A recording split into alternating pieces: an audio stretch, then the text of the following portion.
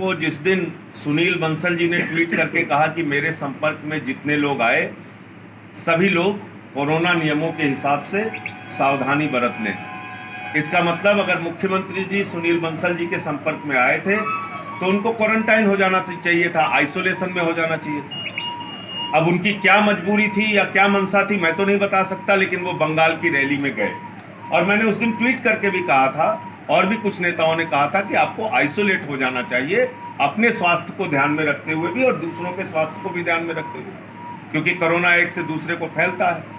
तो इसलिए अभी तो जो परिस्थिति है उसमें तो जल्द से जल्द मुख्यमंत्री जी स्वस्थ हों ऐसी मैं ईश्वर से प्रार्थना करता हूं, लेकिन उनकी जो नीचे की मशीनरी है, जो उनके मंत्रिमंडल के बाकी सदस्य हैं या जिसको भी उन्होंने जिम्मेदारी दी होगी या जो भी अधिकारी हैं, वो कम से कम इतना इंतजाम जो मैं आपसे कह रहा हूं, अनाप शनाप प्राइवेट नर्सिंग होम में इस समय वसूली हो रही है, कोई भी किसी से कितना भी दाम ले रहा है, लोग मरीज परेशान है, वो कह रहे हैं साहब 50,000 लाओ, कोई कह रहा है 1 लाख लाओ, कोई, तो इससे तो कम से कम प्रशासन हमें बचा सकता है। तो जिस तरह का ये इन्होंने वैक्सीन लोगों को लगाया तो क्या वैक्सीन प्रभावी नहीं रहा?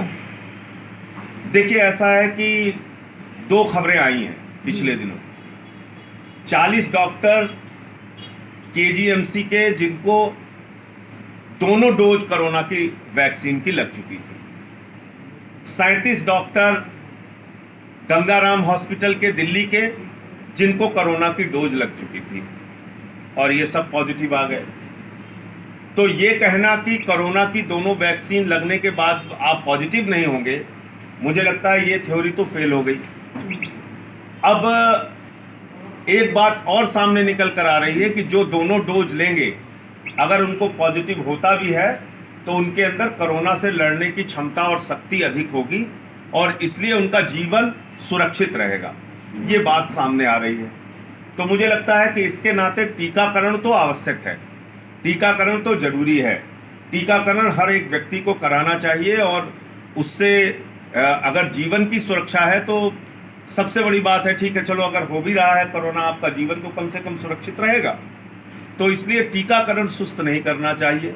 आप 83 देशों को एक्सपोर्ट कर रहे हैं, आप बताइए कौन बोलेगा इन बातों पे? आप पहले अपना इंतजाम पूरा कर लीजिए। आप फ्लाइट में सफर करते हैं उस वक्त भी कहा जाता है कि दूसरों को मास्क लगाने से पहले अपना मास्क लगा लें, तो इमरजेंसी सिचुएशन में भी आपको ये कहा जाता है कि भाई आप स्वयं की सुरक्षा करके दूसरों की मदद। 83 देशों को भारत की सरकार एक्सपोर्ट कर रही है वैक्सीन, अपने देश के लोगों की तो पूरा कर लो। आप कह रहे हो 6 करोड़ लोगों को हमने लगाया, कितने महीने हो गए, और इस स्पीड से 130 करोड़ लोगों को लगाने में आपको कई वर्ष लग जाएंगे। तो इसलिए अब अगर टीकाकरण को आप एक अभियान के तौर पे चलाएं और एक निश्चित समय कर लें, भाई 6 महीने के अंदर, साल भर के अंदर हमको पूरे देश को ये टीकाकरण कर देना है, एक चुनौती के रूप में आपने। मैंने भी पहला टीका लगवाया, पत्नी के साथ जाके लगवाया, दूसरा अभी 42 दिन का उन्होंने समय दिया है, जैसे ही टाइम पूरा होगा हम जाके ले कराएंगे टीकाकरण। तो कम से कम लोगों की जान तो बच सकती है। आज हम लोगों को नहीं पता, सूरत में 24 घंटे लोगों की लाश जल रही, अहमदाबाद में एम्बुलेंस की लाइन लगी हुई, भोपाल का दृश्य आता है, यूपी का दृश्य आता है। इससे और आदमी को इस बीमारी ने इतना डरा दिया है कि बहुत सारे लोग तो सदमे में मर जा रहे हैं, जिनका हार्ट कमजोर है वो बेचारे हार्ट अटैक के शिकार होकर मर जा रहे हैं। उनको पता चल रहा है कि कोरोना हो रहा है तो रोने लग रहे हैं, परेशान हो रहे हैं। तो इसलिए हम अपने बस में जो है, अपना इंतजाम जो है उसको मजबूत रखें। ईश्वर भी उन्हीं की मदद करता है जो अपनी मदद करना चाहें। तो इसलिए मैं सरकार से यही कहूँगा कि अब जो समय है उसको तेज़ी से इस्तेमाल करते हुए, इसकी भयावहता को देखते हुए आप अपनी तैयारी पूरी रखें। दुर्भाग्य से बात नहीं सुनी गई और अब जानकारी मिली है कि स्वयं मुख्यमंत्री आदित्यनाथ जी भी कोरोना पॉजिटिव हो गए। मैं ईश्वर से प्रार्थना करता हूं वो जल्द स्वस्थ होकर काम पर लौटें, अपना ख्याल रखें। लेकिन कहीं ना कहीं एक घोर लापरवाही आज उत्तर प्रदेश में कोरोना की भयावहता के लिए जिम्मेदार है। एक घोर लापरवाही, जब हजारों करोड़ रुपए पीएम केयर्स में चंदे के नाम पर कोरोना से निपटने के लिए इकट्ठा किया गया, सांसदों का 5-5 करोड़ रुपए 2 साल की सांसद निधि कोरोना से निपटने के लिए लगाई गई, तो मैं बड़ी विनम्रता पूर्वक पूछना चाहता हूं देश के प्रधानमंत्री से कि प्रधानमंत्री जी, वो हजारों करोड़ रुपए पीएम केयर्स का कहां गया? कितने आईसीयू के बेड बने, कितने हॉस्पिटल बने, कितने ऑक्सीजन बेड बने, कितना इंतजाम कोरोना से लड़ने के लिए भारत की सरकार ने किया, कितना इंतजाम उत्तर प्रदेश की सरकार ने किया, कितना इंतजाम आप लोगों ने कोरोना की महामारी से निपटने के लिए पिछले समय में किया है, वो सामने रखिए, खाका देश के सामने रखिए। आप ऐसे देश के लोगों को मरने के लिए नहीं छोड़ सकते। खुद आप बड़ी बड़ी बातें करते हैं, मन की बात से लेके सारी बात आप कर डालते हैं, लोगों को सावधान रहने के लिए कहते हैं, लोगों से सचेत होने के लिए कहते हैं।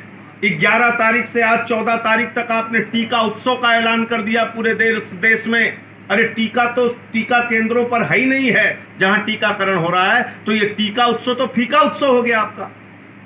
और जिस क्षण आप लोगों को सावधान रहने के लिए कहते हैं कोरोना से, मास्क लगाने के लिए कहते हैं कोरोना से बचने के लिए, जिस वक्त आप पूरे देश को उपदेश दे रहे होते हैं प्रधानमंत्री जी, अगले ही क्षण आप बंगाल के चुनाव की रैली की तैयारी कर रहे होते हैं। कोई एक मॉडल होगा जिस पर काम करने की जरूरत है इस पूरे देश में, वो कोई मॉडल, क्योंकि आपका दिल्ली मॉडल भी फेल हो गया, मुंबई मॉडल फेल हो गया, सभी मॉडल इस कोरोना के सेकेंड वेव जो है इस पर लगभग फेल हो चुके हैं। आप भले कहें केंद्र और प्रदेश की बात करें, लेकिन आज पूरे हिंदुस्तान के सारे मॉडल फेल। कोई एक मॉडल होगा जिस पर काम किया जा सकता है, किस तरीके से? देखिए, मुझे लगता है कि निश्चित रूप से कोरोना की महामारी एक ऐसी महामारी है जिसमें कोई भी पूर्वानुमान या पूर्व की तैयारी या पूर्व से आप ये अंदाज़ा लगा लें कि ये वायरस कितना इफेक्ट करेगा, ये अंदाज़ा लगाना तो मुश्किल है।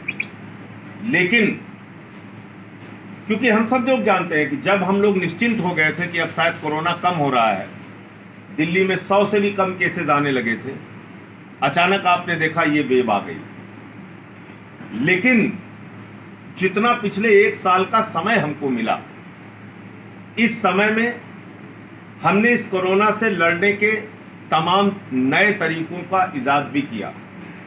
जैसे होम आइसोलेशन, दिल्ली में प्रयोग बहुत सफल हुआ और ये प्रयोग पूरे देश में फिर अडॉप्ट किया गया कि जो कोरोना के गंभीर मरीज नहीं हैं वो अपने घर पर रहकर डॉक्टरों से फ़ोन पर सलाह लेकर अपना इलाज कराएं और स्वस्थ हों, जिससे हॉस्पिटल पर बढ़ने वाला बोझ कम होगा और हॉस्पिटल में सिर्फ गंभीर मरीजों का इलाज हो पाएगा, नंबर 1।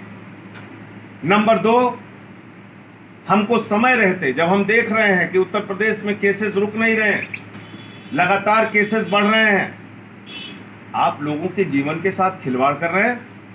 एक फ़ोन नंबर पर आप बताइए मुझे, 7,343 केसेस निगेटिव आ गए।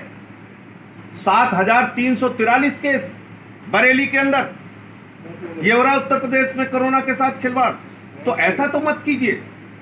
पत्रकार एक पुनीत जी हैं लखनऊ के, वो लिखते हैं साहब हमारे फ़ोन नंबर पर निगेटिव रिपोर्ट आ गई, मैंने तो जांच ही नहीं कराया। एक कपिल नाम के लड़के ने लिखा मेरी पत्नी की जांच रिपोर्ट निगेटिव आ गई, मेरी पत्नी की जांच तो पॉजिटिव आई थी 2020 सितंबर में। तो लोगों के फ़ोन नंबर का इस्तेमाल करके उस पर फर्जी रिपोर्ट देना, ये तो आपराधिक लापरवाही है, ये क्रिमिनल नेग्लिजेंस है। इनसे हम बच सकते हैं और इस कोरोना की बीमारी पर पर्दा ढांकने से हम इसकी लड़ाई नहीं लड़ पाएंगे। आप ज़्यादा से ज़्यादा जांच कराइए और जितने कोरोना के मरीज आएँ उनके लिए क्या क्या इंतजाम उनकी ज़रूरत के हिसाब से आप कर सकते हैं। इसमें जो सबसे ज़्यादा ज़रूरत होती है, कोई भी मरीज गंभीर हुआ, सबसे पहली ज़रूरत होती है उसके ऑक्सीजन की, उससे भी ज़्यादा गंभीर हुआ उसके बाद ज़रूरत होती है वेंटिलेटर की। उसके आप ज़्यादा से ज़्यादा इंतजाम कर लीजिए। College, hotel, banquet, private nursing home, इन सारे बेड्स को आप ऑक्यूपाई करिए। इन सारे प्राइवेट नर्सिंग होम के और बैंक्वेट के अंदर नए बेड बनाइए, ऑक्सीजन बेड बनाइए, आईसीयू बेड बनाइए। ये तो आपके हाथ में है, इसमें तो किसी तीसरे आदमी की सलाह लेने की ज़रूरत नहीं है। और इसलिए आज जो परिस्थितियां हैं अभी भी, क्योंकि ये कहां तक जाएगा आप और हम नहीं जानते। बिल्कुल ठीक कहा आपने, हमें नहीं पता कि ये कोरोना की महामारी कितनी दूर तक जाएगी। पिछली बार 25 दिन तक दिल्ली में केसेस बढ़े थे, अंतिम गया था 18,500 8,500 गया था अधिकतम दिल्ली में, और 25 दिन तक केसेस लगातार बढ़े थे, उसके बाद डाउन हुआ था। इस बार अभी ही केस 13,500 हो गए। अब कितनी दूर तक बढ़ेगा और कितने केसेस तक जाएंगे हमें नहीं पता। इसी तरह से उत्तर प्रदेश में आप देखिए, लखनऊ से शुरुआत हुई, अब प्रयागराज, कानपुर, वाराणसी, 30% कोरोना संक्रमण बढ़ने की दर है। 30%, 100 में 30 लोगों को कोरोना जांच में पॉजिटिव आ रहा है। ये हम सबके लिए बहुत चौंकाने वाली बात है, और इसलिए हर जिले में oxygen bed, ventilator bed, quarantine करने के लिए सिस्टम, ये अभी से आपको तैयार रखना पड़ेगा। सैनिटाइजर और मास्क का इंतजाम, लोगों में जागरूकता, ये तो जरूरी है ही, लेकिन इसके साथ साथ सरकारी इंतजाम भी होना बहुत जरूरी है। तैयारी कर रहे हो, ये बहुत पीड़ादायक और दुखदाई है। रोम जल रहा था, नीरो बंसी बजा रहा था। आज ये हालत उत्तर प्रदेश और देश की हो गई है। पूरे देश से जिस प्रकार की खबरें आ रही हैं, 1,80,000 से ज्यादा प्रतिदिन केस अगर भारत में आ रहे हैं, तो ये हम सब के लिए बहुत बड़ी चिंता का विषय है। 1,80,000, ऐसा आलम तो हमने जब कोरोना की महामारी की शुरुआत हुई थी उस वक्त भी नहीं देखा। उस वक्त भी इतने केसेस नहीं आए, लेकिन उस वक्त सरकारें चौकन्नी थी, तैयार थी। ऐसा लग रहा था कि कुछ लोगों के लिए इंतजाम हो रहे हैं। आज कहां है ऑक्सीजन बेड? आज कहां है आईसीयू का बेड? आज कहां है लोगों के लिए इंतजाम? लखनऊ के अंदर एक पत्रकार, सीनियर जर्नलिस्ट, सच्चे भाई जिनको कहते हैं, वो सच्चे भाई इलाज के अभाव में उनकी जान चली गई। लखनऊ के, उत्तर प्रदेश के एक पद्मश्री प्रसिद्ध इतिहासकार, उनकी जान चली गई। एम्बुलेंस नहीं पहुंच पाई उनके पास। प्रदेश के कानून मंत्री लिख रहे हैं, लखनऊ के सांसद लिख रहे हैं, और उसके बाद भी कोई तैयारी नहीं, कोई इंतजाम नहीं। तो मुझे लगता है कि कोरोना के नाम पर लोगों के जीवन से जिस प्रकार का खिलवाड़ इस समय हो रहा है, सरकार को, स्वयं मुख्यमंत्री जी अगर बीमार हैं तो उनके साथ के लोगों को, उनके जिन जिन मंत्रियों पर जिम्मेदारी है, वो लोग तुरंत सजग हो जाएं, और हर जिले के अंदर कृपा करके आप कोरोना से लड़ने के पुख्ता इंतजाम बनाइए। और खास तौर से लखनऊ, वाराणसी, प्रयागराज, कानपुर, जिन जिलों में बहुत तेजी के साथ कोरोना फैल रहा है, वहां इंतजाम अभी से मजबूत कर लीजिए, वरना जिस प्रकार से लाशों के जलने का दृश्य, लाशों के जलने के वीडियो आ रहे हैं, लोग रो रो के, चीख चीख के अपने परिवार वालों की जाने जाते हुए देख रहे हैं,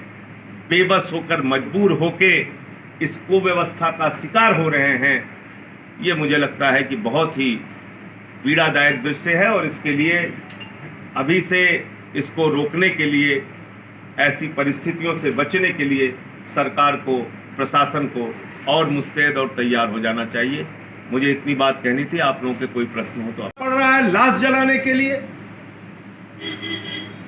ऐसी दुखदाई स्थिति लखनऊ की बन गई है कि हजारों हजार लोग लाइनों में अस्पतालों के अंदर लगे हैं एक बेड पाने के लिए। सिविल अस्पताल में घंटों घंटे लोग लाइन लगा रहे हैं अपने कोरोना की जांच कराने के लिए,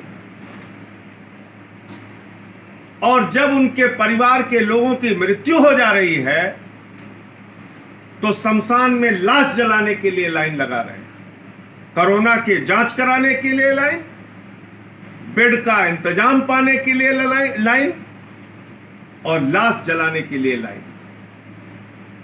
और हमारी प्रदेश सरकार ने उत्तर प्रदेश की जनता को भरोसा दिलाया था कि 2000 आईसीयू के बेड का इंतजाम करेंगे, लेकिन कहां है आईसीयू बेड? अगर आईसीयू बेड का इंतजाम है, ऑक्सीजन बेड का इंतजाम है, तो फिर लोगों को मरने के लिए क्यों छोड़ दिया जा रहा है? एम्बुलेंस लोगों के पास नहीं पहुंच पा रही। आईएएस एसोसिएशन के अध्यक्ष दीपक त्रिवेदी जी 8 घंटे तक बेड पाने के लिए चक्कर काटते रहे। आप मेरी बात छोड़ दीजिए, हो सकता है हम पर यह आरोप लगाया जाए कि ये विपक्षी पार्टी के हैं इसलिए बोल रहे हैं। लखनऊ के जिलाधिकारी ने कहा कि रोडों पर लोगों की जान जा रही है। लखनऊ के जिलाधिकारी महोदय ने कहा कि लोग सड़कों पर मर रहे हैं। आप मेरी बात छोड़ दीजिए, उत्तर प्रदेश के माननीय कानून मंत्री ब्रजेश पाठक जी ने पत्र लिखकर सरकार को कहा कि लखनऊ की हालत चिंताजनक है, सीएमओ का फोन नहीं उठता, किसी मरीज को एडमिशन कराने के लिए घंटों घंटे चक्कर काटने पड़ते हैं। आप मेरी बात छोड़ दीजिए, भारतीय जनता पार्टी के सांसद कौशल किशोर जी ने पत्र लिखकर सरकार को कहा उत्तर प्रदेश में हालत भयावह और चिंताजनक है और इस पर सरकार को तुरंत कुछ कार्रवाई करने की जरूरत है। मुझे आज जानकारी मिली, जानकर कष्ट हुआ, उत्तर प्रदेश के मुख्यमंत्री महोदय भी कोरोना पॉजिटिव हो गए। उत्तर प्रदेश में विपक्ष के प्रमुख नेता आदरणीय अखिलेश यादव जी भी कोरोना पॉजिटिव हो गए। मैं ईश्वर से प्रार्थना करता हूं कि ये लोग जल्दी स्वस्थ हों, अपना ख्याल रखें। लेकिन आदरणीय मुख्यमंत्री जी,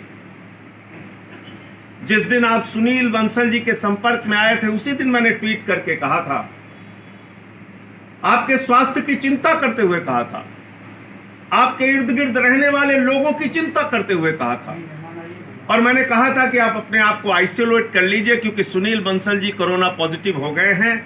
आप सतर्कता बरतिए, आप प्रदेश के मुख्यमंत्री हैं, अपने जीवन का भी ख्याल रखिए, खुद भी स्वस्थ रहिए और दूसरों के जीवन का भी ख्याल रखिए।